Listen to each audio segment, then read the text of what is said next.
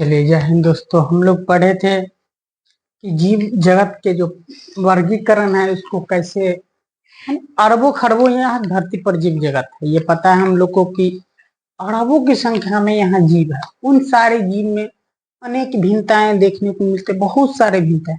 उन सब के आधार पर जो वर्गीकरण की पद्धति लाई गई, पहली क्या क्या प्रयास किया गया पहली बार, फिर क्या प्रयास किए गए, फिर क्या प्रयास किए गए, इन सारे को हम लोग देखेंगे और इन्हीं के आधार पर वर्गीकरण पृथ्वी पर अरब की संख्या में। और बता दी कि 10 के घात 12 इतने स्पेसीज है।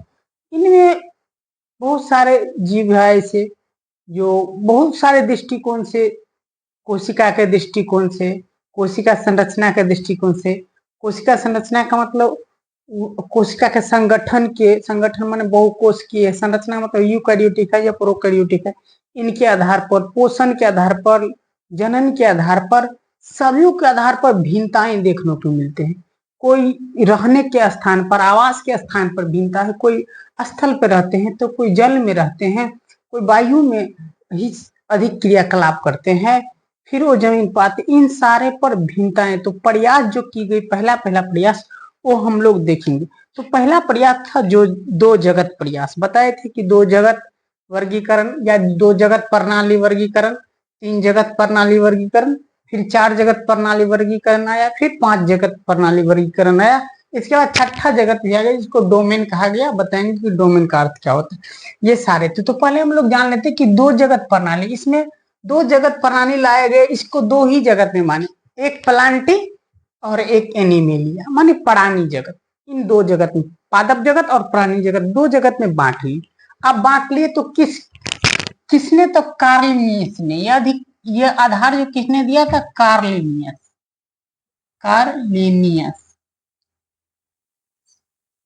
कार्लिनियस ने इनको बांटा।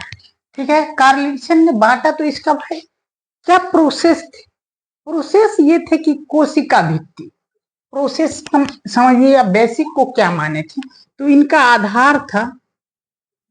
आधार जो था, वर्गीकरण का जो आधार था वो कोशिका भित्ति था। कोशिका भित्ति के आधार पर भाई ये बांट ली। ठीक है, बांट ली, लेकिन देखिए इसमें किसको रख दिया? जीवाणु, प्रोटोजोआ, कवक, पादप, शैवाल, इन सबों को रख दिया। लेकिन बातें तो कुछ और थी। क्या प्रोटोजोआ पादप जैसे बिहेव करते हैं? पादप जैसे उनके शारीरिक संरचना या कोशिकीय संरचना है, या पोषण के आधार पर देखिए तो जैसे ये पादप कर सकता है ऐसा इसका प्रोसेस है पोषण का, या ऐसा है इसी का प्रोसेस पोषण का है।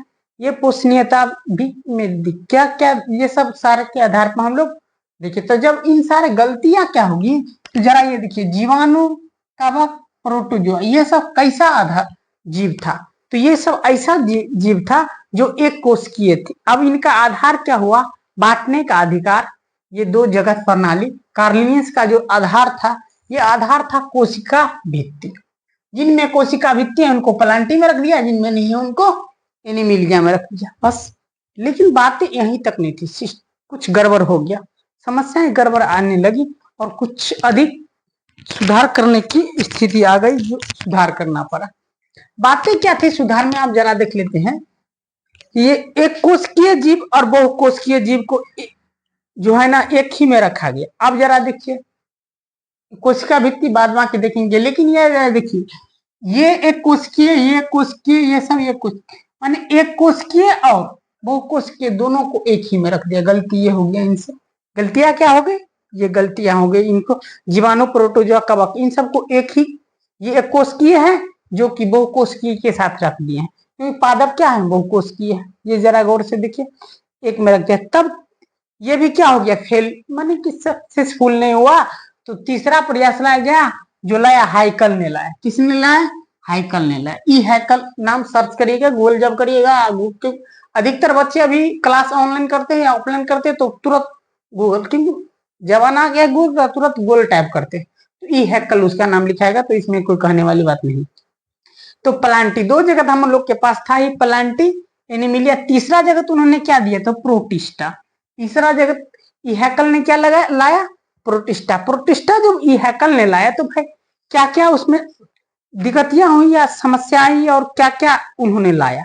तो प्रोटिस्टा जगत में इन्होंने क्या किए, जीवाणु, ठीक है, प्रोटिस्टा जगत में जीवाणु, प्रोटोजोआ, नीलहरित शैवाल को रख दिए। अब रख दिए सभी एक कोशिकीय को प्रोटिस्टा जगत में रख दिए, सभी एक कोशिकीय को प्रोटिस्टा जगत में। इनका आधार क्या था, वर्गीकरण का आधार, इनका आधार जरा देख लेते हैं, ये किस आधार पर किया वर्गीकरण। तो इनका जो आधार था शारीरिक संरचना, क्या था, शारीरिक संगठन संगठन। शारीरिक संगठन का अर्थ हुआ कि इनकी जो बना हुआ शरीर था ना, ये कैसा था, एक कोशिका का बना था या बहुकोशिका का, दो, ये तीन जगत प्रणाली। इसका क्या था आधार, ये जीवों के जो है ना शारीरिक संगठन देख, एक कोशिका या बहुकोशिकीय। तो क्या दिखा, एक कोशिकीय है या बहुकोशिकीय, एक कोशिकीय या बहुकोशिकीय।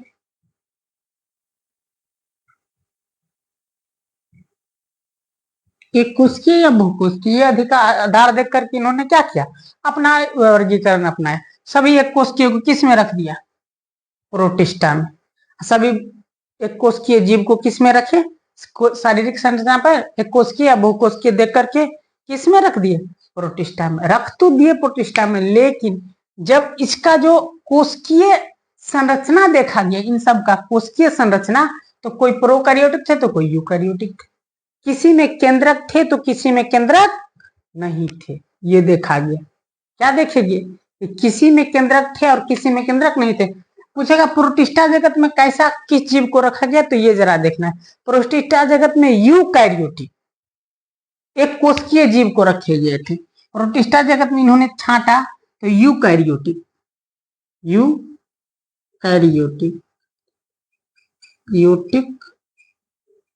एक कोशिकीय जीव को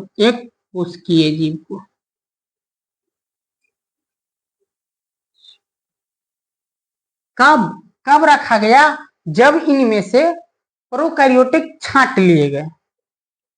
प्रोटिस्टा जगत में किसको रखेंगे, सभी एक कोशिकीय का जब इनमें से छांट लिए गए प्रोकैरियोटिक, तब। अब जरा हम लोग देखते ये हो गए, ये इनके आधार है। आधार इनके क्या थे, आज जरा देखना है यहाँ पर कि इन्होंने भी कवक को इसी में रखा और पादप को अभी तक इसमें ही रखा। मिसिंग यहाँ से चालू है, गलतियां यहाँ से चालू है। अब हम लोग देखेंगे कि गलतियां तो यहाँ से चालू होगी। अब एक कोश यूकैरियोटिक जीव को इन्होंने रख दिए इसमें प्रोटिस्टा जगत में। अब जरा हम लोग देखते हैं क्या, तो कौन जगत प्रणाली वो जरा देख लेते हैं। ये कल भी दिया, आप तीन जगत, चौथा जगत प्रणाली देख लेते हैं हम लोग। चौथा जगत प्रणाली ने जो दिया चार जगत प्रणाली, चार जगत प्रणाली, चार जगत प्रणाली जरा देखें कि तीन जगत हमारे पास था, प्लांटी, एनिमलिया, प्रोटिस्टा। क्या क्या थे, प्लांटी, दूसरा एनिमलिया,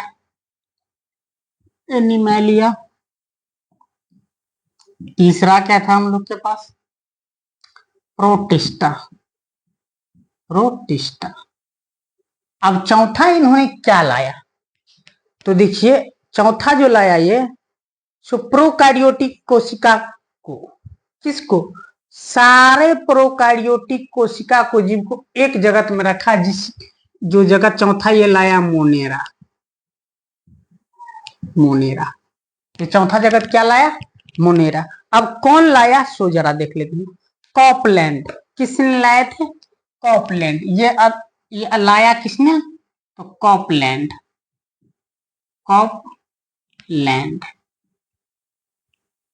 ये नहीं कि ये चार जगत प्रणाली में ये हैकल का योगदान नहीं था, हैकल का भी योगदान था।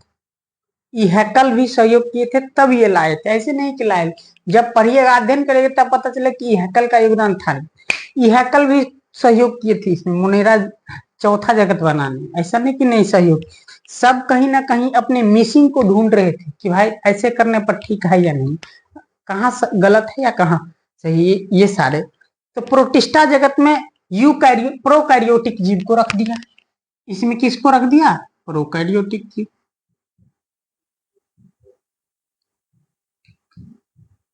प्रोकैरियोटिक जीव को रख दिया, प्रोकैरियोटिक जीव को रख दिया प्रोटिस्टा जगत में। ठीक है, अब जरा देख लेते हैं सारे प्रोकैरियोटिक जीव को इसमें रख दिए। किसमें रखे? ये क्या कहते हैं, मोनेरा जगत में, चौथा जगत प्रणाली में ला लिए मोनेरा जगत को। जो ये क्या कहते हैं, प्रोटिस्टा तीसरा जगत, चौथा जगत, ये ऐसे करके चौथा जगत ये किसने बनाया? मोनेरा। मोनेरा सभी को इसमें रख दिए। अब कौन लाया चार जगत प्रणाली? तो जरा देख लीजिए, कॉपलैंड ने लाया। कोई बुक भी पढ़िएगा तो उसमें लिखल रहेगा कॉपलैंड ने लाया। ये चार जगत लाया। तो जरा देख लेते, यहां तक अभी भी इसमें रखा गया है कवक। कवक यही है, कवक और पादप अभी हटा नहीं है। कवक पादप दोनों प्लांटी में ही है, जो कि कवक मृतोपजीवी है और ये स्वपोषी है। अगर पोषण की विधि से देखा जाए तो अलग अलग है सबका। तो ये जरा देखिए, गलती यहां से, गलती कहाँ है वो पकड़ेंगे बाद में। अब ये एनिमिलिया हो गया, प्रोटिस्टा हो गया, मोनेरा जगह में प्रोकैरियोटिक जीव को रख दिया। किस किस को रखा? तो नीलहरित शैवाल, जीवाणु, प्लाज्मा, इन सब को रख दिए। नीलहरित शैवाल, इसमें किस किस को रखे? तो जीवाणु, नीलहरित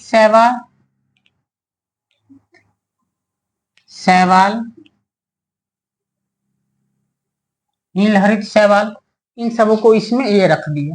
इसके बाद माइकोप्लाज्मा, एक और लिख लीजिए, माइकोप्लाज्मा, इसको रख दिए प्रोटिस्टा जगत में। और प्रोटिस्टा जगत में प्रोकैरियोटिक जीव को, जीवाणु, नीलहरित शैवाल, माइक्रोप्लाज्मा, इन सबको रख दिए। अब ये होगी। अब जरा देखते हैं पांचवा प्रणाली किसने ले? चार जगत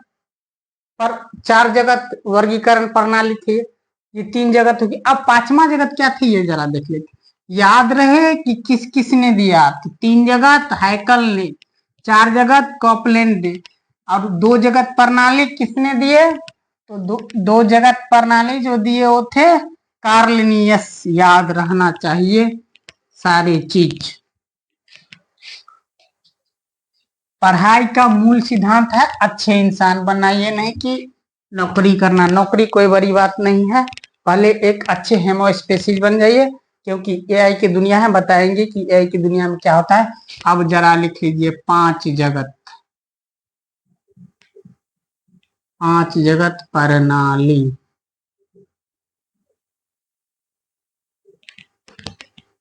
पांच जगत प्रणाली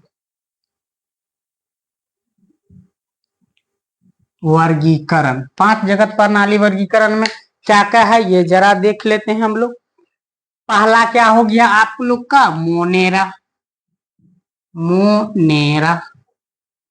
दूसरा क्या हो गया? मोनेरा के बाद दूसरा में क्या आ गया? तो प्रोटिस्टा।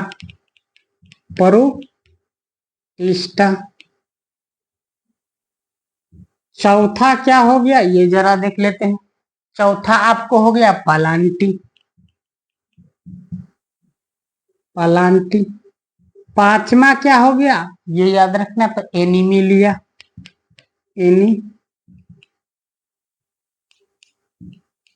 एनिमेलिया। ये तीसरा जगत जो लाया ये इसका अलग, ये जरा देखिए मृतोपजीवी। गलती कहाँ होता था यही कि क्योंकि ये मृतोपजीवी है, ये स्वपोषी है। पोषण के आधार पर देखा तो ये मरे हुए सरे गले से उत्पन्न होते हैं और वहीं से भोजन प्राप्त करते हैं, जो कि ये सजीव है। और सजीव से ये मानी कि ये स्वयं भोजन करता है। सजीव तो दोनों है लेकिन स्वयं भोजन ये करते हैं। ये मृतोपजीवी से भोजन प्राप्त, सरे गले हुए चीज ये भोजन स्वयं बनाते हैं। ये भोजन स्वयं नहीं बनाते, किसी बाय थ्रू पे रहते हैं, किसी के द्वारा, ठीक है ना, किसी के सहारे रहते हैं। तो ये चौथा जगत जो लाए ये कवक।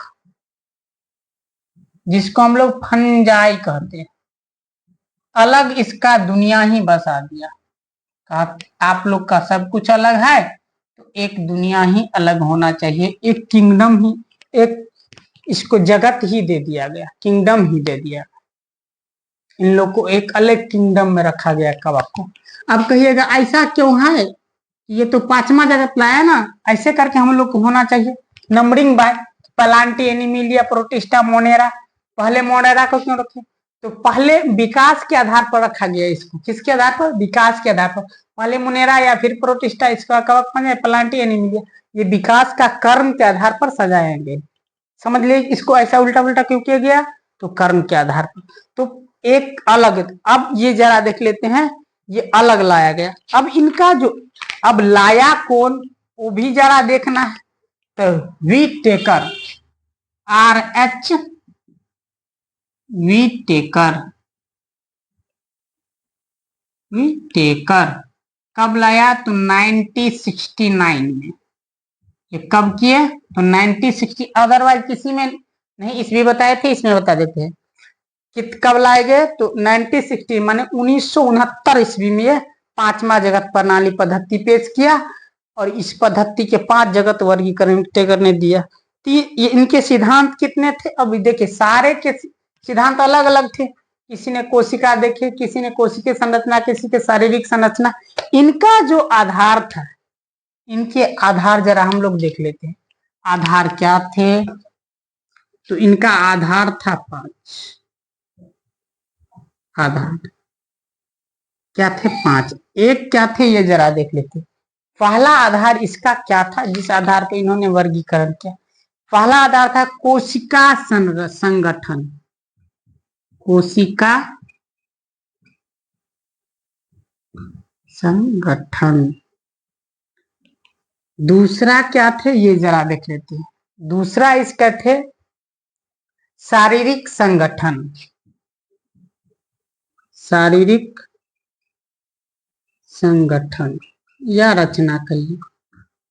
तीसरा जो थे वही था BVI होते हैं, इन्हीं के आधार पर कवक अलग बनाया गया।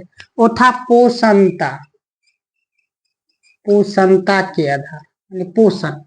अब पोषणता के आधार, अब यहाँ देख लीजिए, यहाँ नहीं जगह, तो ये हम लोग देख लेते हैं यहाँ चौथा।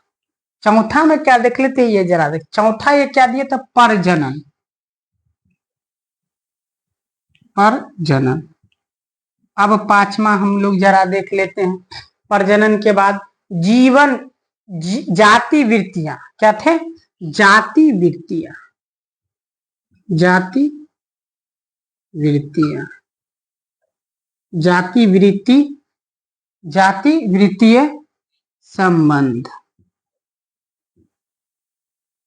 जाति वृत्तीय संबंध। इनके आधार पर कोशिका संगठन का अर्थ होता है, समझिए कि प्रोकैरियोटिक या यूकैरियोटिक।